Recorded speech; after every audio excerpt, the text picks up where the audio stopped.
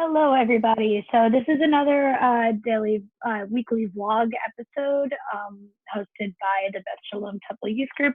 Today, it is going to be a discussion between me and Jason, and we are going to be discussing Passover and the plagues, and how this relates to our current day, current situation, as well as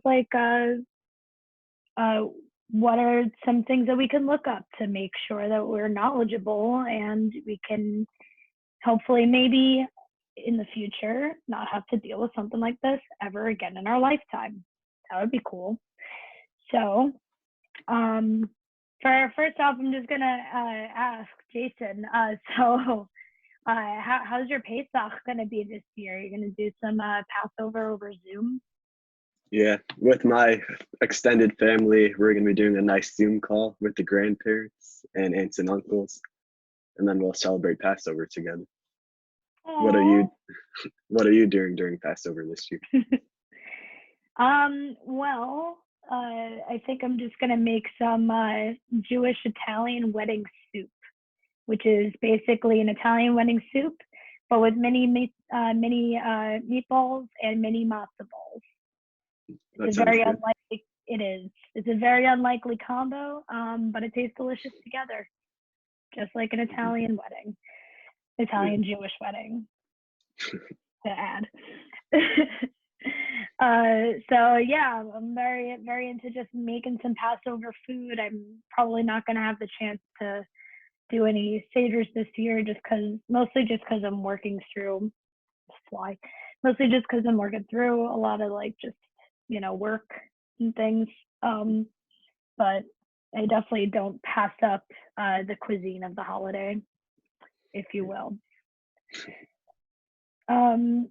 So we're dealing with coronavirus, the 11th plague of the Bible.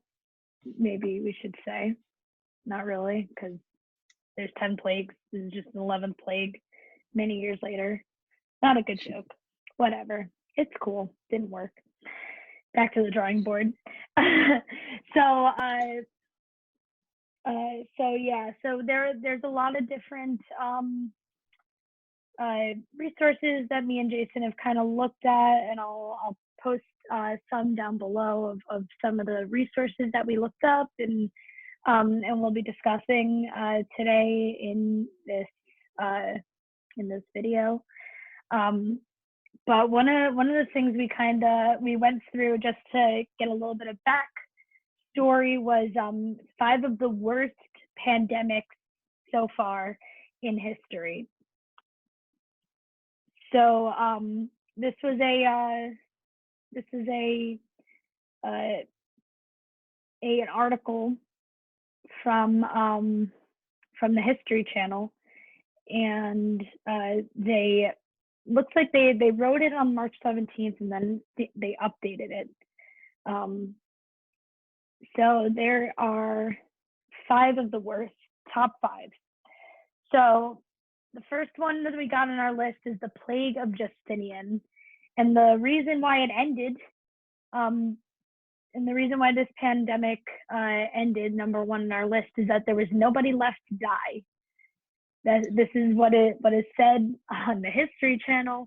So the Plague of Justinian was in roughly around 541 CE. It spread all over the Mediterranean area, so that includes the Byzantine Empire, Egypt. It also decimated Constantinople and went across Europe and Asia, North Africa, all over what was then Arabia and the Middle East.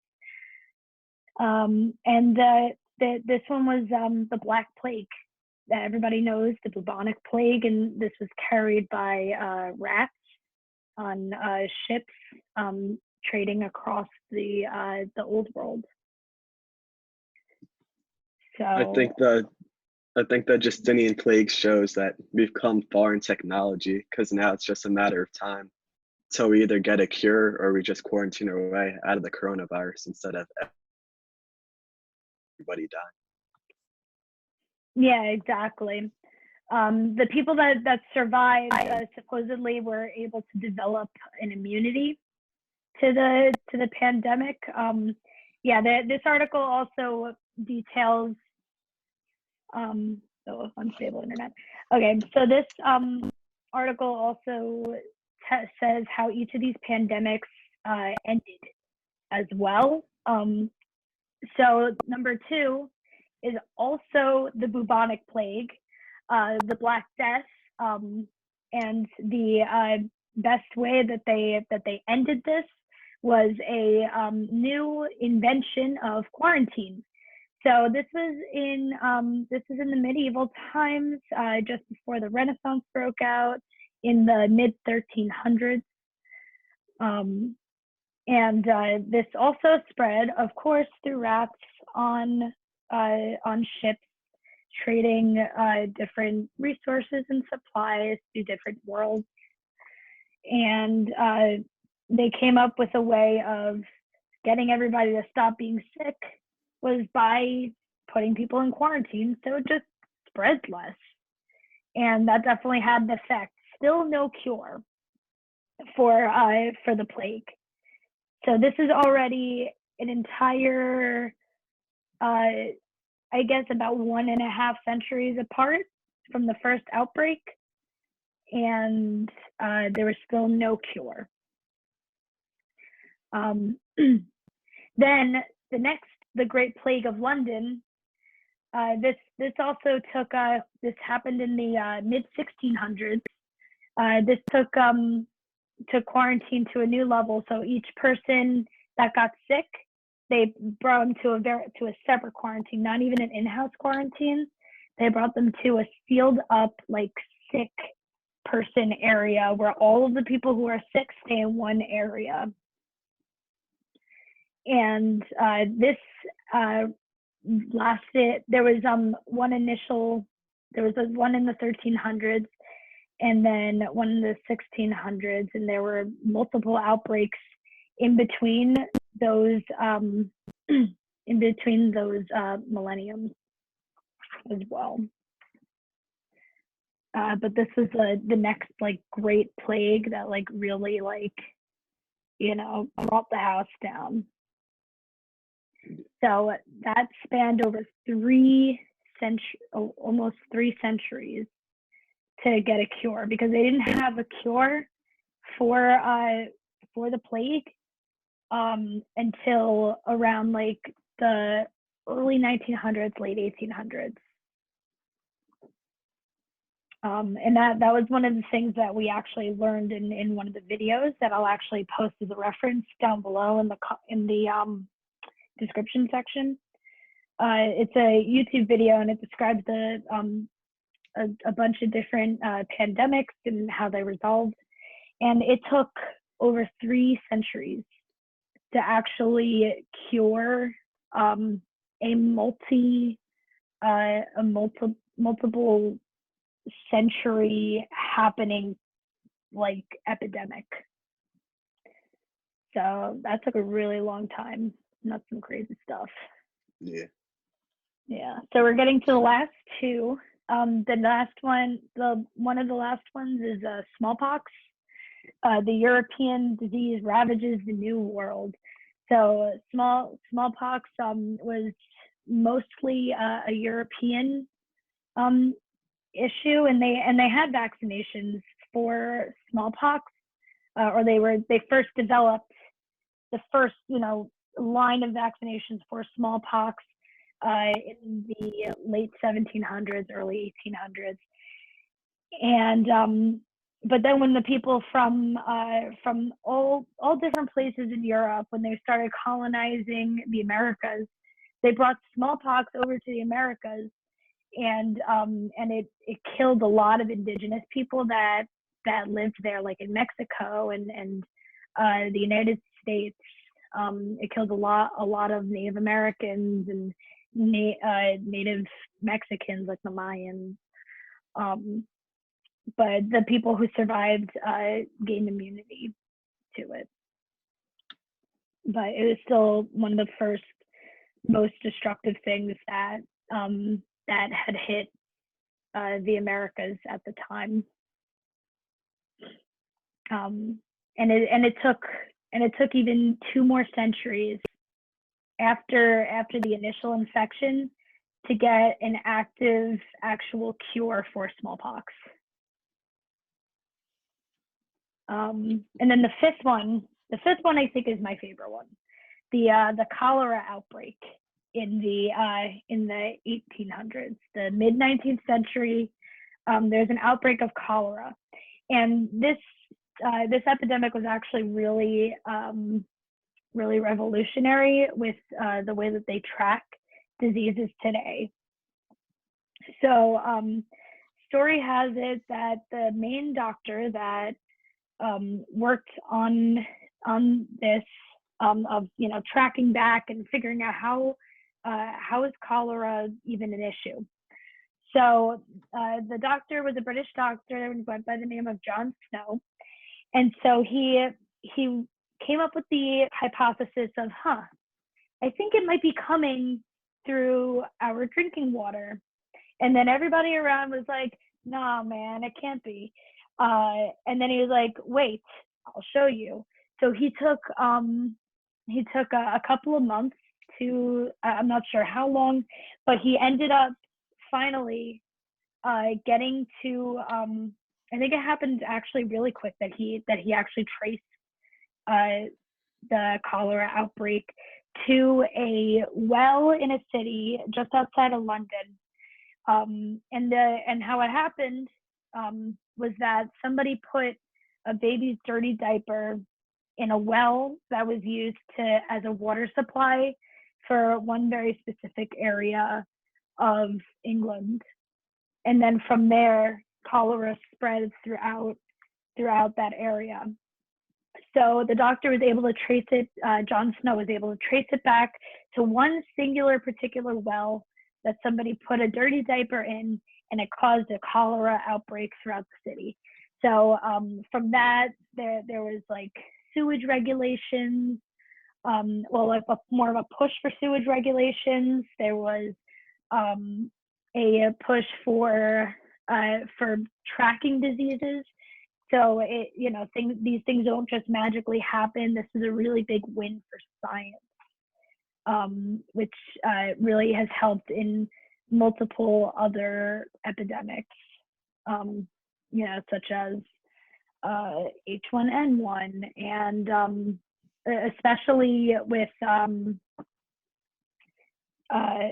E. coli outbreaks. We've had a couple of those in the past 20 or so years. But those are all different things that have really changed history. Now, there's 5 different plagues, the biggest plagues, the worst plagues of the past forever of recorded humanity. So, yeah. And then, so also there's been a lot of talk of animals catching coronavirus as well. There's tigers in the Bronx Zoo that have tested positive for coronavirus.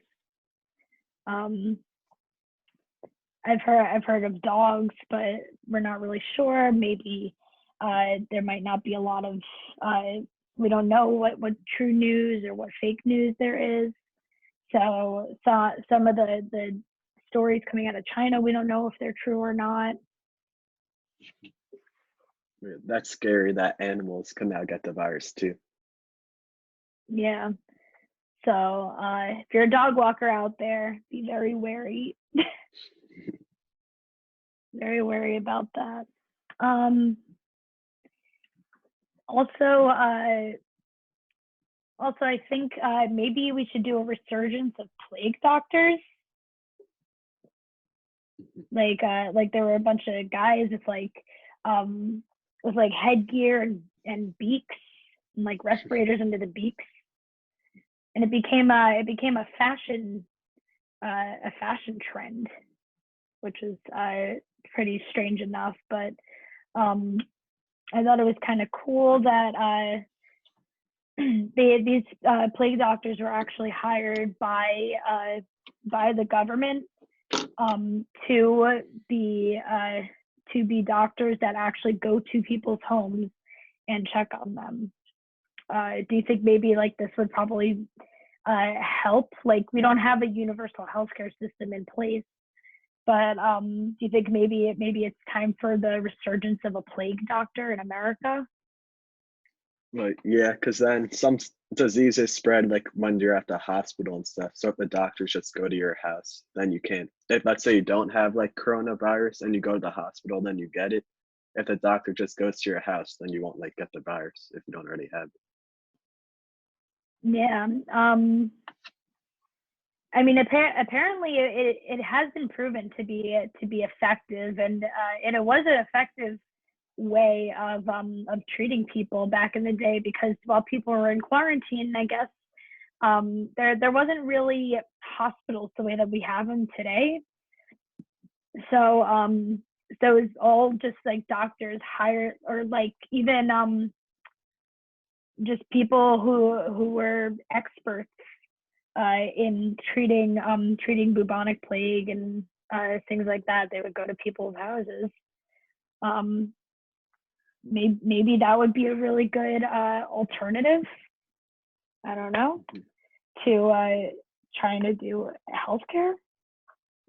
Who knows? I don't know.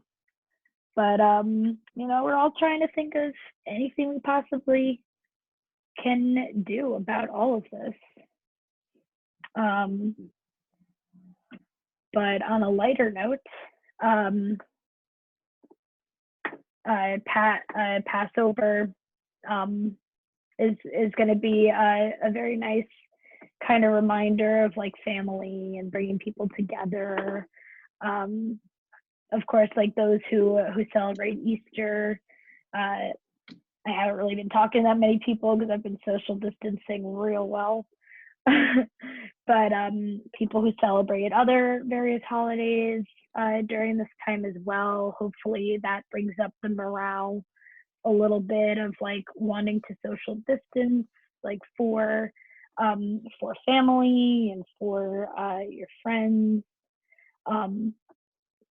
And I think you were saying the other day that your family actually went to go visit your grandma, right? Yeah, we visited our grandparents from their balcony, and we were like 20 feet away, and we were just saying hi to them and talking to them in person instead of on the phone, which was nice to do. It was nice to Aww. see them also. You visited them in a elderly care facility, right? Yeah, they were in their complex, and then they're Their just on complex. yeah. But it's like all elderly, so I guess it's an elderly facility. Well, I guess not a facility. It's just it's a 65 and over like living complex, right? I'm not really sure about all the details of it. Okay. Something like that. It's a place. Yeah. It's a place. Well, all right. Well, that seems really nice. Do you want to maybe share something that you thought was interesting, maybe from when we were looking up different things from our research? I think it was interesting that a whole plague started just from like one baby's diaper, and that one little thing kind of like caused a huge plague to happen. Yeah, the cholera outbreak is definitely one of the more interesting one of the more interesting pandemics to happen, but also one of the most enlightening, I think, for sure. There's a lot of people also saying when you pass over, make sure you pass the hand sanitizer to Elijah. So maybe I'll put a little chair in the front. I'll open the door and put a little hand sanitizer bottle on the chair for Elijah. Make sure he takes off his shoes. You gotta make sure he stays 6 feet away though. You can't let Yeah, Elijah get too close. No, don't let Elijah get too close. He could be in the building, just 6 feet away.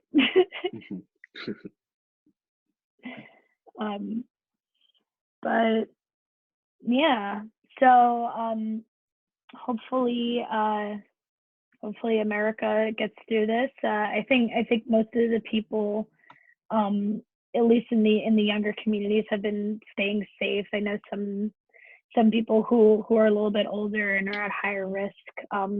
Hopefully they're staying safe as well and taking the extra precautions that they need to. And definitely praying for everybody. So do you have any like closing statements, like words of encouragement maybe for those just like chilling inside and figuring out quarantine? We'll get through this, and then just try to live the best life that you could under the situations that we have, and then have fun on Passover. You'll get to spend some time with your family if you haven't been already. And yeah, that's about it. And we can make some real good food. Yeah. So, all right. Thank you so much for joining me today, Jason. And yeah, it's cool. Thanks. Yeah.